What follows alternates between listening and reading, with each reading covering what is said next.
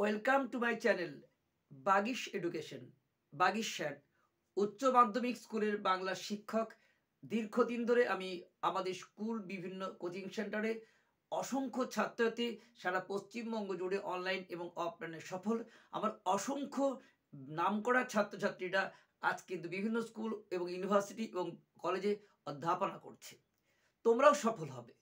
আজকে আমি একাদশ শ্রেণীর যে বিষয়টা নিয়ে হাজির হয়েছি সেটা কিন্তু সাহিত্যের ইতিহাস, শিল্প সাহিত্যের ইতিহাস।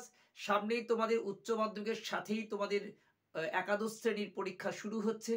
যদিও এবছর স্কুলের পরীক্ষা, তবুও কিন্তু এটা একাদশ শ্রেণীর ফাইনাল পরীক্ষা এবং এই পরীক্ষায় 5 নম্বরের যে দুটো বড় প্রশ্ন লিখতে হয় সেইখান থেকে এবছর অত্যন্ত সাজেস্টিভ প্রশ্ন নিয়ে একটি আলোচনা করব। আশা করছি যারা একাদশ শ্রেণীর পড়ার ইচ্ছেটা এমনিতে একটু কম থাকে তারা কিন্তু মন দিয়ে শুনলে কিন্তু আজকে তোমাদের নিজেরাই লিখতে পারবে। এই পয়েন্ট টপিক ধরে একটু মন দিয়ে শোনো।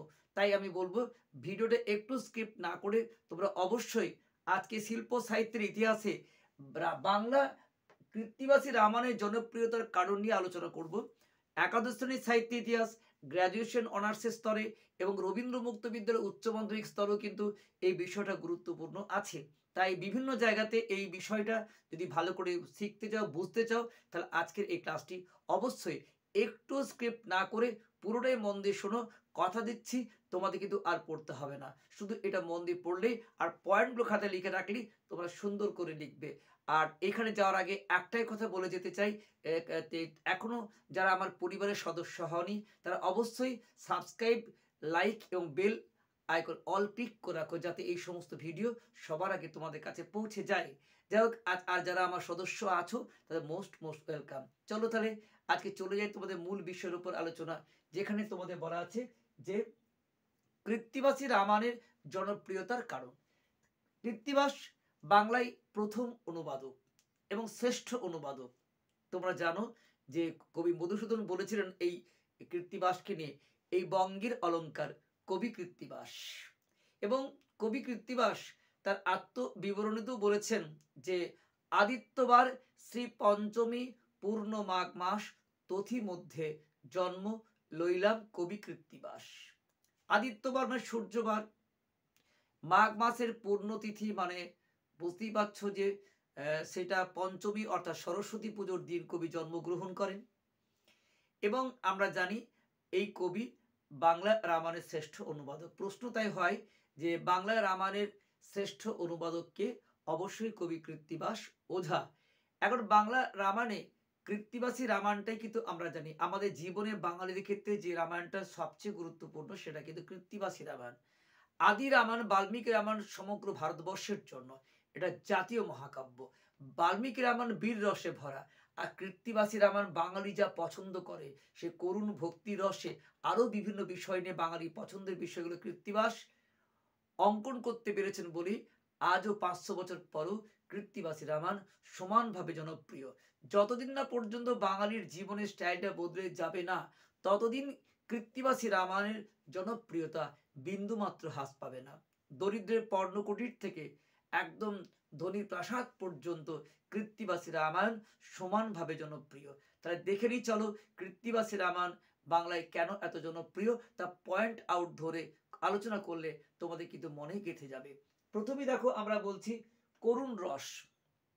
করুণ রস দেখো, বাঙালি রোদন প্রিয় জাতি, বাঙালি কানতে ভালোবাসে, বাঙালি কান্না দুঃখের কথা শুনতে ভালোবাসে। কৃত্তিবাসী রামায়ণে দেখেছি আমরা এরকম করুণ রস অন্য কোনো কাব্যে আছে বলে আমাদের মনে হয় না। যে কোনো ক্ষেত্রেই এটা অত্যন্ত ঈর্ষার বস্তু কৃত্তিবাসের প্রতিভার কাছে। কৃত্তিবাস একদম সীতার জন্ম থেকে সীতার পাতাল প্রবেশ পর্যন্ত সর্বত্রই যেন করুণ রসের হাহাকার বিবরণ দিয়েছেন। এই জন্য কৃত্তিবাস বাঙালির কাছে এতখানি জনপ্রিয়। তাহলে বুঝতেই পারছো যে অত্যন্ত করুণ রস থাকার জন্য কৃত্তিবাসী রামায়ণ বাংলায় এত জনপ্রিয়। করুণ রস নিয়ে আমরা আলোচনা করলাম। দ্বিতীয় পয়েন্ট দেখো যে আমাদের ভক্তি প্রবণতা। বাঙালি ভক্তি প্রবণ জাতি, অত্যন্ত ভক্তি শ্রদ্ধা করে যারা। যে সমস্ত আমরা অনেক মানুষকে ভগবান করেছি, আবার আমরাই সেই মানুষকে হত্যা করেছি। এমন অনেক ঘটনা আছে, তোমরা জানো। সেসব বিষয় নিয়ে আজকে আলোচনা করছি না। কিন্তু আমরা জানি বাঙালি বরাবরই কিন্তু ভক্তিপ্রবণ জাতি। তো দেখেছি আমরা, দেখো, যে ভক্তির প্রবণতার জন্য যারা ছিল চরম বিরোধী শত্রু, তারাও ভক্ত হয়ে গেছে। তারাও ভক্ত হয়ে গেছে। যে চরম শত্রু, রামের চরম শত্রু কে বলতো? রাবণ। সে রাবণও কিন্তু রাক্ষস রাক্ষস দেহের উদ্ধারের জন্য রামচন্দ্রের হাতে মৃত্যু কামনা করেছেন। তরণী সেন সর্বাঙ্গে রাম নাম লিখে যুদ্ধে নেমেছেন, আর বিভীষণ তো হয়ে গেছেন একেবারে রামচন্দ্রের পরম ভক্ত। তাহলে যারা ছিল বীর, যারা শত্রু, তারাও হয়ে গেল কিন্তু পরম ভক্ত। এইভাবে কৃত্তিবাসী রামায়ণে ভক্তি প্রবণতা একটা অন্য মাত্রা দান করেছে। তাহলে এটা ভক্তি প্রবণতা। তারপর আছে বহুধর্মিতা। বহুধর্মিতা বলতে কি বোঝায় দেখো? বহুধর্মিতা বলতে বাঙালি কিন্তু নির্দিষ্ট ধর্মে আবদ্ধ নেই। আজ বাঙালি বিভিন্ন ধর্মের প্রতি অনুরক্ত। আমরা জানি একটা সময় ছিল যখন বাঙালি একটা ধর্মের প্রতি অনুরক্ত ছিল, কিন্তু আজকে বাঙালি বিভিন্ন ধর্মের প্রতি অনুরক্ত। বাঙালি দেখো, রামচন্দ্র কখনো বৈষ্ণব ধর্মের অবতার। আমরা আজও বলি হরে কৃষ্ণ হরে রাম। তাহলে রামচন্দ্রকে বৈষ্ণবরা নিয়ে গেছেন চৈতন্যের সমপর্যায়ে। আবার দেখো যে রামচন্দ্র কখনো শাক্ত। শাক্ত কাকে বলে? যার দুর্গা, কালী, চণ্ডী এসব পুজো করে। তো রামচন্দ্র অকাল বোধন করেছেন, রামচন্দ্র দেবী চণ্ডীর পুজো করেছেন। রামচন্দ্র শাক্তের সাধক। যারা শাক্তের সাধক তারা কখনো বৈষ্ণব পুজো করে না, যারা বৈষ্ণব সাধক তারা শাক্ত পুজো করে না। রামচন্দ্র একবার দেখছি যে তিনি বৈষ্ণবেরা তাকে চৈতন্যের সমপর্যায়ে বৈষ্ণব পালন করে দিচ্ছেন, আবার তিনি চণ্ডী পুজো করেছেন বলে, দুর্গা পুজো করেছেন বলে তাকে আমরা শাক্ত সাধক বলি। আবার দেখো, রামচন্দ্র ব্রাহ্ম সনাতন। ব্রাহ্ম ধর্ম কাকে বলে? যারা মূর্তি পুজো মানে না, যারা জাতপাত মানে না, তাদেরই কিন্তু আমরা ব্রাহ্ম বলে থাকি। রামচন্দ্র জাতপাত ভিন্ন করে রামচন্দ্র গুহক চণ্ডালে বাড়িতে গিয়ে, চণ্ডালে বাড়ি ব্রাহ্মণ ক্ষত্রিয় চণ্ডালে বাড়ি গিয়ে খেয়ে চলে আসছেন, অর্থাৎ উনি জাতিভেদ প্রথা মানে না। চণ্ডালে বাড়িতে গৃহে গিয়ে চিতল মাছ দিয়ে ভাত খেয়ে চলে এসছেন। এটা কিন্তু সে যুগে আশ্চর্য ঘটনা ছিল। এই যে রামচন্দ্র মূর্তি পুজো মানছেন না, রামচন্দ্র জাতিভেদ প্রথা মানছেন না, অতএব রামচন্দ্রকে আমরা বলবো ব্রাহ্ম সনাতন। তাই রামচন্দ্র কখনো বৈষ্ণব, কখনো শাক্ত, আর কখনো বা ব্রাহ্ম ধর্ম, ব্রাহ্ম সনাতন। এই যে বহুধর্মিতা, এটা বাঙালিত্বকে সবচেয়ে বেশি প্রকাশ করেছে। বাঙালির বহুধর্মিতা রামচন্দ্রের চরিত্রের মধ্যে বা রামায়ণে বর্ষিত হয়েছে। তারপরে দেখো প্রভুত্ব। প্রভুত্ব মানে কি? এখানে প্রভু এবং দাস, দাস বা সেবকের মধ্যে বাঙালির আজও কিন্তু একটা প্রবণতা রয়েছে। বাঙালির খুব কম জনই আছে যারা কিন্তু প্রভু হতে চায়। দাসত্ব প্রবৃত্তি বাঙালির আজও রক্তে শিরায় শিরায় বর্তমান। আমরা অনেকেই কিন্তু একটা যে কোনো কাজ চাই, আমরা মালিক হতে চাই না। এই যে প্রবণতা, প্রভুত্ব, সেটা কিন্তু কৃত্তিবাসী রামায়ণের মধ্যে আছে। আমরা দেখেছি এখানে রামচন্দ্রের প্রভুত্ব স্বীকার করেছেন হনুমান। হনুমান দাসত্বের মতো কাজ করেছেন প্রভু ভগবান রামচন্দ্রের কাছে। হনুমানের কাছে রামচন্দ্র প্রভু।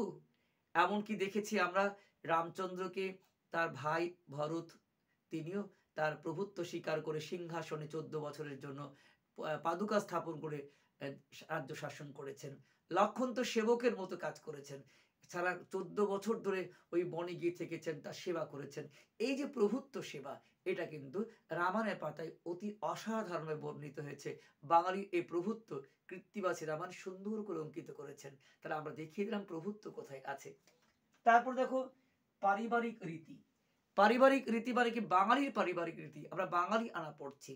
কৃত্তিবাসী রামায়ণে বাঙালির যে একদম পারিবারিক নীতি, সেইগুলো কিন্তু নিখুঁতভাবে বর্ণিত হয়েছে। রাজ পরিবারের মধ্যেও আমরা দেখেছি সাতভক্ষণের পর্ব, অর্থাৎ সাতভক্ষণ মানে যখন সন্তান সম্ভব মা 9 মাসে পা দেয়, সেই সময় আমরা সাতভক্ষণ করি।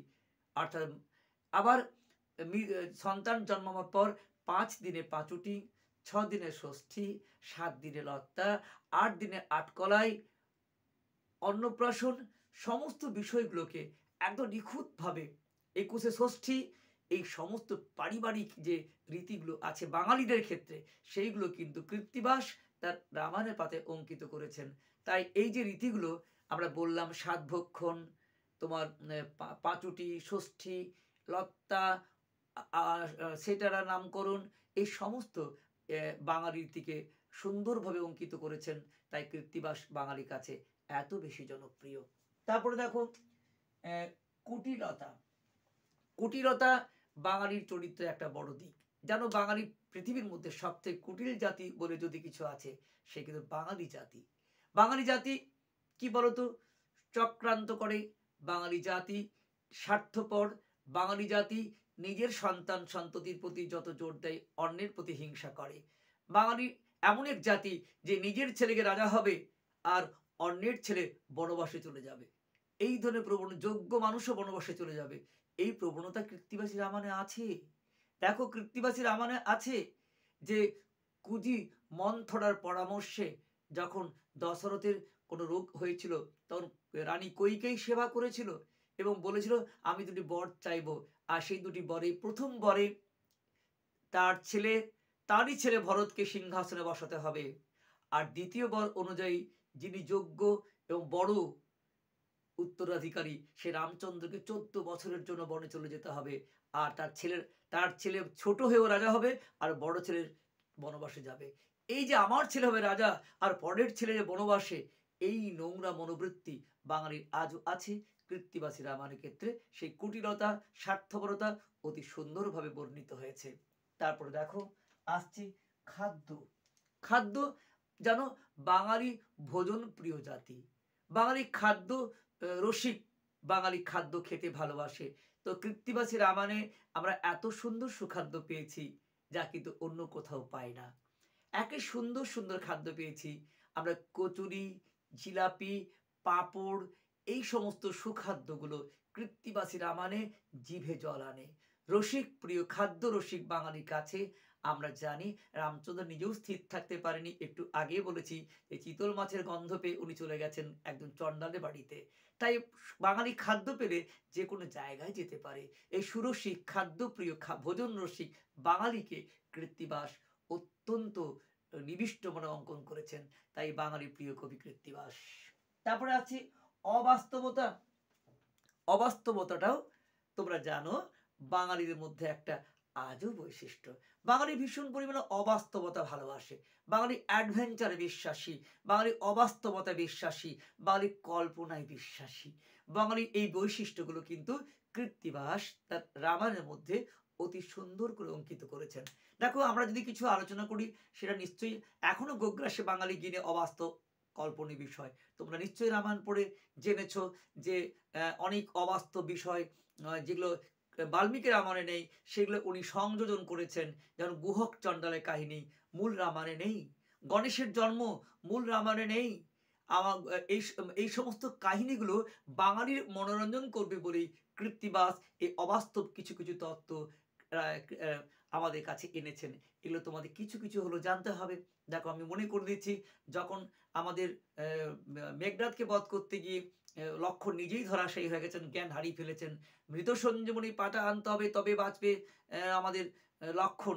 তার জন্য হনুমান করেছেন কি, যে মৃত সঞ্জীবনী পাতা খুঁজে না পেয়ে গন্ধমাদক পর্বতটাই আঙুলের ডগায় নিয়ে চলে যাচ্ছে কি মাথায় নিয়ে চলে এসছেন। এটা কি অকল্পনীয় অবাস্তবতা নয়? আবার সূর্য উঠলেই লক্ষ্মণ মারা যাবে, তার জন্য সূর্যকে বগলে দাবা দিয়ে নিয়ে চলে যাচ্ছেন। এটা কি অবাস্তব তত্ত্ব নয়? সূর্যকে বগলে দাবা দিয়ে আকাশ পথে উড়ে গিয়ে গন্ধমাদক পর্বতটাকে মাথায় করে নিয়ে চলে আসা, এগুলো কি অকল্পনীয় বিষয় নয়? কৃত্তিবাস সেই অকল্পনীয় বিষয়গুলোকে বাঙালির মনোরঞ্জন করবে বলেই আকাশ পথে উড়ে এসেছেন এবং প্রভু রামচন্দ্রের কথা রেখে আমাদের লক্ষ্মণকে বাঁচিয়েছেন। এই অবাস্তবতাগুলো আমাদের কাছে এসেছে। তো এরকম অনেক অবাস্তব তত্ত্ব আছে, আমরা একটু ছোট্ট করে বলতে চাই। অহিরাবণ মহিরাবণের প্রসঙ্গ তোমাদের ভালো লাগবে শুনলেই। আমরা জানো যে যখন রাম লক্ষ্মণকে নিয়ে চলে গেছে পাতাল লোকে আর খুঁজে পাওয়া যাচ্ছে না, তখন কিন্তু হনুমান পাতাল লোকে চলে গেছে এবং সেখানে গিয়ে মেয়েদের ঘাটে গিয়ে শুনছেন তাদের প্রভু কোথায় আছে। তারা বলছেন দুটি সুন্দর চেহারার ছেলে দেখে এসছে মা কালীর পিছনে, সেখানে বলি দেওয়া হবে। আর মেয়েরা বারবার ধরে রাম লক্ষ্মণকে দেখতে যাচ্ছে, আর সেই সূত্র ধরে হনুমান চলে গেছেন সেই কালী মন্দিরের পিছনে রামচন্দ্র বাধা আছে এবং গিয়ে প্রভু আমি সব শুনে এসেছি, কোনো চিন্তা নেই, আপনাদের বাধা আমি মা কালী তারা মা কালীর সামনে বাধা আছে, হনুমানের পিছনে লুকিয়ে রইলেন, মা কালীর পিছনে লুকিয়ে রইলেন হনুমান এবং প্রভু রাম লক্ষ্মণকে বলে, প্রভু অহিরাবণ এসে বলবে আপনাকে প্রণাম করতে, আপনি বলবেন যে আমি তো রাজার ছেলে, প্রণাম করতে জানি না, অনেকক্ষণ ধরে প্রণাম করে সেই সময় আমি কিন্তু বলি দিয়ে দেবো। ঠিক তাই হলো, অহিরাবণ এসে বললো প্রণাম করো, রাম লক্ষ্মণ বললো আমরা তো রাজার ছেলে, প্রণাম করতে জানি না, মূর্খ পাষণ্ড, দেখো কেমন করে প্রণাম করতে হয়। আর যেই অনেকক্ষণ ধরে প্রণাম করতে গেছে সেই মুহূর্তে তরল দেখে চাং করে হত্যা করেছেন। অহিরাবণ মরে গেল, সঙ্গে সঙ্গে তার স্ত্রী এলো, সন্তান সম্ভব স্ত্রী এত বড় গর্ভ নিয়ে, আর তাকে হনুমান এক লাথি মারলেন, তিনি মারা গেলেন। আর সঙ্গে সন্তানে গর্ভপাত হয়ে যে বেরিয়ে এলো তার নাম মহিরাবণ, সে বেরিয়ে এসে বলছে যুদ্ধ করব, যুদ্ধ করব। আর সেই লালি জলে ভর্তি সন্তান সম্ভব বারবার হনুমান পরাজিত হচ্ছেন, ধরছেন, পুচুক করে উপর দিয়ে উঠে যাচ্ছে, বারবার হেরে যাচ্ছেন। তখন হনুমান তার পিতা পবনকে ডাকলেন, ধূলিঝড় সৃষ্টি হলো এবং ধূলিঝড়ে ভূতকে হাতে করে নিয়ে ওই বাচ্চাটা হত্যা করালো। তারপরে মা কালী বলছেন সঙ্গে যাব, রাম লক্ষ্মণকে দুই হাতে নিয়ে মা কালীকে সঙ্গে নিয়ে পাতাল লোক থেকে চলে এলেন। আমি ছোট্ট করে বললাম, অনেক মজার মজার গল্প আছে। এগুলো কিন্তু একদিকে অবশ্যই অবাস্তবতা, আরেকদিকে তোমাদের হাস্যরস বটে, যা বাঙালির কাছে মনোরঞ্জন করবে। যাই হোক, আমরা অবশেষে আছি বাঙালির আদর্শবোধ। বাঙালির আদর্শবোধটা খুব গুরুত্বপূর্ণ। দেখো, কারণ বাঙালি এত সুন্দর আদর্শবোধ আছে যা আজও আমরা অনুকরণ করতে চাই। সীতার মতো সর্বংসহা নারী আমাদের সমাজে খুব প্রয়োজন আছে, যার জন্ম থেকে মৃত্যু পর্যন্ত শুধু যন্ত্রণা, কষ্ট আর বহু পরিবারকে একসঙ্গে বাঁধার যে প্রবণতা, সেটা কিন্তু কৃত্তিবাসী রামায়ণের কাছে আমাদের শেখার বিষয়। কৃত্তিবাসী রামায়ণেই আমরা শিখতে পাই ভরতের ভ্রাতৃভক্তি, লক্ষ্মণের প্রভুত্ব, হনুমানের প্রভুত্ব, এই সমস্ত পারিবারিক রীতিগুলোকে আমরা কিন্তু আজও আদর্শ গ্রহণীয়। তার জন্য আমরা মনে করি কৃত্তিবাসী রামায়ণের মধ্যে রয়েছে বাঙালির আদর্শবোধ। আর সবশেষে যে কথাটা একটু আগেই বললাম সেটা হচ্ছে হাস্যরস। বাঙালি যেমন রোদন প্রিয় জাতি, বাঙালি ভোজন প্রিয় জাতি, মানে কাঁদতে ভালোবাসে, মানে হাসতেও ভালোবাসে। তাই বাঙালির অনেক কিছু হাস্যরস কৃত্তিবাসী রামায়ণে আছে, যা কিন্তু আমাদের আজও কিন্তু সমানভাবে জনপ্রিয়। দেখো, এই সমস্ত হাস্যরস যখন ওই অহিরাবণ মহিরাবণের প্রসঙ্গ বললাম, আমাদের কাছে হাস্যরস সৃষ্টি হচ্ছে। এরা অনেক প্রশ্ন পাবে যে আকাশপথে হনুমান উড়ে আসছেন, হনুমানের যখন লঙ্কায় প্রবেশ করেছেন তখন হনুমানের লেজে আগুন দিয়ে দিচ্ছে, আর হনুমান সেই লেজের আগুনটা দিয়ে গোটা লঙ্কাকে লণ্ডভণ্ড করছে। এই হাস্যরস চিত্রগুলো আজও বাঙালির কাছে আকর্ষণীয় চরিত্রের অনেক ঘটনা পাবে, যা কিন্তু বাঙালির হাস্যরসের জন্য অসাধারণ তত্ত্ব রয়েছে। তাই আমরা পরপর দেখো 10খানা পয়েন্ট আলোচনা করলাম কৃত্তিবাসী রামায়ণের জনপ্রিয়তার কারণ। তোমরা যদি এই পয়েন্টগুলোকে একটু বুঝে যদি তোমরা লিখতে পারো, আর যদি তোমাদের সত্যি কোনো ভালো নোটসের প্রয়োজন হয়, অবশ্যই তোমরা কিন্তু আমার যে হোয়াটসঅ্যাপ নাম্বার 9434160271, কি আমার যে ফোন নাম্বার 8250532658, এই নাম্বারে কিংবা বাগিশ এডুকেশন চ্যানেলের মধ্যে তোমরা অবশ্যই আসতে পারো। সেখানে আমাদের উন্নত নোটস দেওয়া হয়, যা একবার পড়লেই তোমরা কিন্তু ফুল মার্কস পাবে, একটু নাম্বার কেউ কাটতে পারবে না।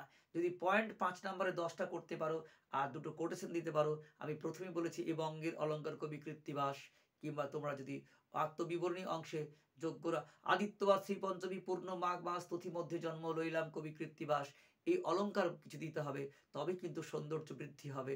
যাই হোক, এতক্ষণ ধরে মূল বিষয়গুলো তোমাদের কাছে আলোচনা করলাম। তোমাদের কেমন লাগলো সেটা অবশ্যই কমেন্টের আশায় রইলাম। তোমরা যদি কমেন্টে জানাও তাহলে আমি আরও এই সমস্ত ভিডিও বানাতে উৎসাহী হব এবং তোমাদেরকে সাহায্য করতে পারবো।